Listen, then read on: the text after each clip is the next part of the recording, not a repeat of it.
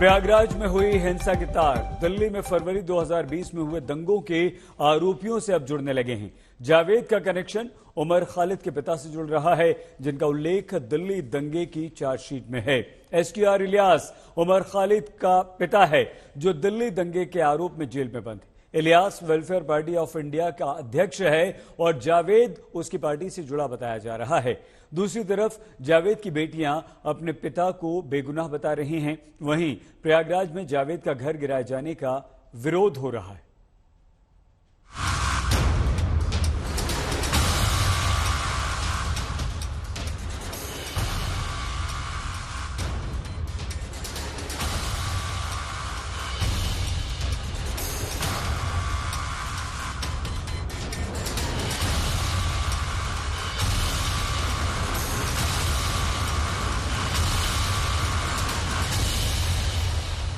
कभी हमने सुना ही नहीं कि हमारा घर अवैध है। हम लोग वाटर टैक्स दे रहे हैं, हम लोग घर का हाउस टैक्स दे रहे हैं, हर एक टैक्स पे कर रहे हैं। प्रयागराज में लोगों ने प्रोटेस्ट किया तो आपने आफरीन फातिमा के घर को तोड़ दिया। ये प्रयागराज हिंसा के मास्टरमाइंड बताए जा रहे जावेद मोहम्मद का घर है। प्रयागराज प्रशासन ने 4 घंटे में 3 मंजिला घर को मलबे में बदल दिया। ये कार्रवाई कानूनी है या गैर कानूनी, इसकी बहस इलाहाबाद हाईकोर्ट तक पहुंच चुकी है। मगर इस बीच जुमे की नमाज के बाद सबसे जबरदस्त हिंसा का गवाह बने प्रयागराज में पुलिस की जांच में चौंकाने वाले खुलासे हो रहे हैं। दिल्ली दंगे के आरोपियों से जावेद का कनेक्शन।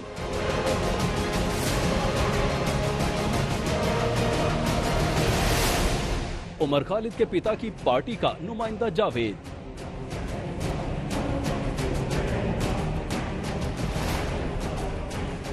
जावेद के घर से मिला पार्टी का झंडा।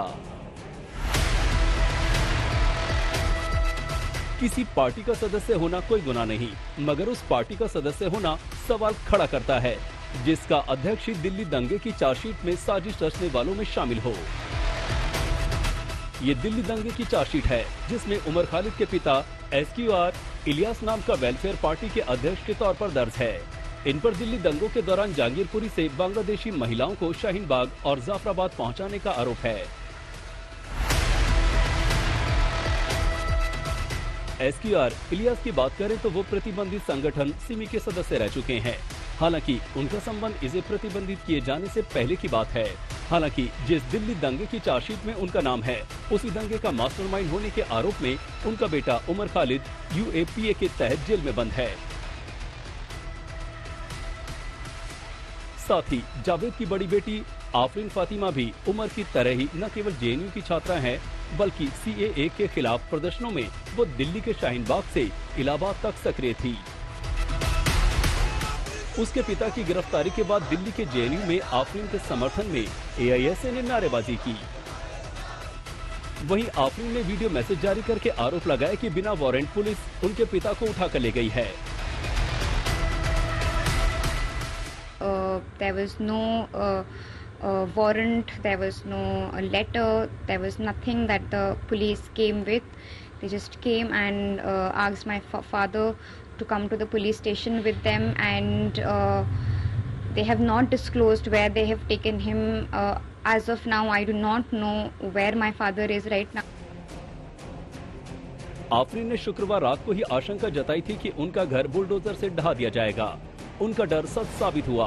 वो अपने पिता को निर्दोष बता रही हैं, जबकि पुलिस का दावा कुछ और ही है। पुलिस को जावेद के घर से 2 अवैध हथियार, कुछ कारतूस और आपत्तिजनक कागजात मिले हैं। अब तक 304 लोगों की गिरफ्तारी आज सुबह तक हो चुकी है, जो कि 10 तारीख की हिंसा से संबंधित है। उसके पूर्व कानपुर के हिंसा के संबंध में गिरफ्तारियां पूर्व में की जा चुकी हैं। सभी अधिकारियों को स्पष्ट निर्देश हैं कि उपलब्ध साक्ष्यों, वीडियो और फोटोग्राफ्स के आधार पर ही कार्रवाई करनी है। किसी भी हालत में किसी निर्दोष के विरुद्ध कार्रवाई न हो, लेकिन कोई भी दंगाई बचने न पाए, इस सिद्धांत पे हम लोग कार्य कर रहे हैं। जावेद की छोटी बेटी सुमैया का दावा है कि जिस घर को गिराया गया वो जावेद के नाम पर था भी नहीं, उसे उसकी नानी ने मां को गिफ्ट किया था। ये घर हमारी अम्मी के नाम पे था। ये हमारे नाना ने अम्मी को गिफ्ट के तौर पे दिया था। ये इस घर में हम लोग 20 साल से रह रहे थे, 20 साल से ज़्यादा हो गया था, 22 साल से। इससे पहले कभी हमने सुना ही नहीं कि हमारा घर अवैध है। हम लोग वाटर टैक्स दे रहे हैं, हम लोग घर का हाउस टैक्स दे रहे हैं, हर एक टैक्स पे कर रहे हैं। और अचानक से एक दिन पहले, ये जिस दिन वाकया हुआ है उसकी रात में हमारा घर अवैध हो गया। Activists such as my father are being harassed, are being intimidated, and we fear that our house will be bulldozed. Bulldozer action के खिलाफ ओबीसी भी उतर आए। उन्होंने कानून संविधान की दुहाई दी, तो जावेद के वकील तो बुलडोजर एक्शन को कोर्ट में चुनौती देने की बात कर रहे हैं। यहां पर 2 बच्चे चले गए, प्रयागराज में लोगों ने प्रोटेस्ट किया तो आपने आफरीन फातिमा के घर को तोड़ दिया, पूरे घर को तोड़ दिया। क्या कहा उत्तर प्रदेश की सरकार ने कि इसका बाप और ये जिम्मेदार है? क्या कोर्ट किस लिए है? फिर बताओ आप, अदालत किस लिए है? जज किस लिए है? पुलिस किस लिए है? अगर तुम तय कर लोगे 15 दिन से नुपुर शर्मा गिरफ्तार नहीं होती और हमारे खिलाफ जजमेंट दे दिया जाता है कि तुम मेन आदमी हो, तुम्हारे घर को तोड़ दिया जाएगा। अगर मेरे पास नहीं, इस शहर के हजारों लोगों के पास उनका आखिरी व्हाट्सएप होगा जिसमें उन्होंने बड़े अदब के साथ लोगों से गुजारिश किया था कि इस देश में अमन चैन को बनाने की जिम्मेदारी हम सबकी है। जुमे के नमाज के बाद हम सब लोग अपने घर पे रहें और किसी भी तरह से इलाहाबाद को बदनाम न होने दें। प्रशासन कर रही कि वो व्हाट्सएप कर रहे थे और हिंसा के लिए भड़का रहे थे, तो प्रशासन को वो व्हाट्सएप सार्वजनिक करना चाहिए। प्रशासन अगर ये झूठ का सहारा ले रही है तो ये इसका पर्दाफाश जनता की तरफ से होना चाहिए। के राय वकीलों के उस समूह का हिस्सा है जिसने इलाहाबाद हाईकोर्ट के चीफ जस्टिस से जावेद का घर ढहाए जाने के खिलाफ गुहार लगाई है। बहरहाल पुलिस ने अटाला इलाके से उस शख्स को गिरफ्तार कर लिया है जिस पर यहां के युवाओं को भड़काने का आरोप है। अटाला बड़ी मस्जिद का इमाम अली अहमद गिरफ्तार हो चुका है। आरोप है कि अली अहमद ने ही पुलिसकर्मियों को काफिर कहते हुए लड़कों को भड़काया था। इसके बाद पथराव और आगजनी हुई थी। इमाम अली अहमद को भी पुलिस ने नामजद किया था। बीते 10 जून को प्रयागराज, सहारनपुर, मुरादाबाद समेत 9 शहरों में हुई हिंसा के मामले में अब तक 13 एफआईआर दर्ज की जा चुकी हैं और 325 बलवाई गिरफ्तार कर जेल भेजे जा चुके हैं और अभी भी गिरफ्तारी का सिलसिला लगातार जारी है। प्रयागराज में सबसे ज्यादा 92 लोग गिरफ्तार किए गए हैं और ये सिलसिला जारी है। फिलहाल अटाला इलाके में जबरदस्त तैनाती है, बाजार बंद हैं, पुलिस के जवान गश्त कर रहे हैं। वहीं बलवाइयों की धरपकड़ का दौर जारी है। भुज में गोपी मनियार और दिल्ली में अरविंद ओझा के साथ संतोष कुमार, प्रयागराज, आज तक।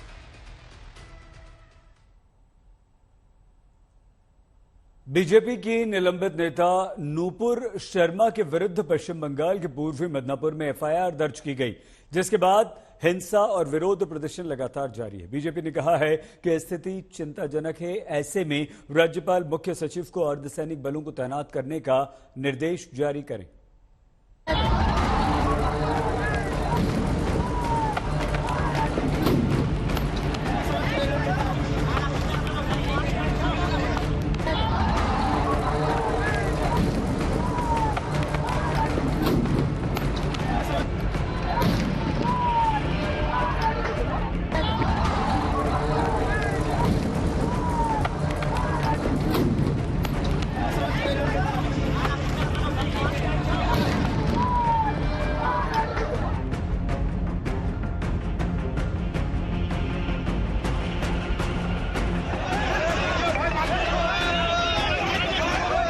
नूपुर शर्मा के बयान के खिलाफ जो हिंसा जुमे की नमाज के बाद हावड़ा में भड़की, उसकी आग से मुर्शिदाबाद और नादिया सुलगने लगे। वहीं सियालदह के बारासात दक्षिण काजीपाड़ा स्टेशन पर नूपुर शर्मा के खिलाफ जमकर प्रदर्शन हुआ, जिससे ट्रेन सेवा काफी देर तक ठप रही। पुलिस और जीआरपी को प्रदर्शनकारियों को समझा बुझाकर हटाने में भारी मशक्कत करनी पड़ी। इससे पहले नादिया में बेतू आडाहरी स्टेशन पर खड़ी लोकल ट्रेन में तोड़फोड़ की गई थी। वहीं मुर्शिदाबाद के शक्तिपुर में उपद्रवियों ने हिंसा और तोड़फोड़ के साथ ही दुकानों में लूटपाट की। बैतू आडाहरी स्टेशन पर अराजक तत्वों ने पत्थरबाजी की, जिससे अफरा तफरी मच गई। लोकल ट्रेनों को निशाना बनाया गया, उसके शीशे तोड़े गए। मगर अराजकता की सबसे हैरान करने वाली तस्वीर मुर्शिदाबाद के शक्तिपुर से आई। नुपुर शर्मा के बयान के खिलाफ जो विरोध शुरू हुआ, उसके बाद शक्तिपुर रणभूमि में बदल गया। एक तरफ पुलिस और दूसरी तरफ प्रदर्शनकारी। इस प्रदर्शन के बहाने उपद्रवियों ने दुकानों में जमकर लूटपाट की। देसी बमों के हमले से दहशत का माहौल कायम किया गया।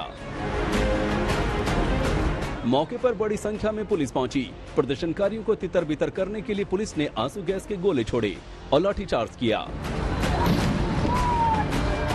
पश्चिम बंगाल सरकार ने जिले के कई हिस्सों में भड़की हिंसा के मद्देनजर मुर्शिदाबाद जिले के बेलडांगा पुलिस क्षेत्र में धारा 144 लागू कर दी है।